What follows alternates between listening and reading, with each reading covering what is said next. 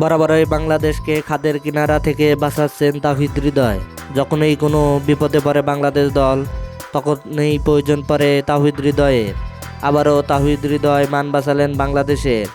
পরপর স্টোইনিসের 2 ছক্কায় মান বাঁচল বাংলাদেশের, নতুবা অনেক দূরেই রানে থাকতো বাংলাদেশের। 110 বা 20 রানে আউট হতো বাংলাদেশ। কিন্তু তাওহিদ হৃদয়ের ঝড়ো ইনিংসে কিছুটা স্বস্তির পুঁজি পেয়েছে বাংলাদেশ। 28 বলে 40 রানে দুর্দান্ত এক ইনিংস খেলেছেন তিনি। অন্যান্য ব্যাটাররা যেখানে ব্যর্থ, সেখানে তাওহিদ হৃদয় বরাবরই সফল। তাওহিদ হৃদয়ের 28 বলে 40 রানের মধ্যে 2টি ছিল ছক্কা এবং 2টি ছিল চার। তার ব্যাটিং স্ট্রাইক রেট ছিল 142। তাওহিদ হৃদয় 19তম ওভারে প্যাট কামিন্সের বলে পুল করতে গিয়ে হ্যাজলিউডের কাছে ক্যাচ দেন। তাতেই বাংলাদেশের ইনিংসের মোড় ঘুরিয়ে যায়।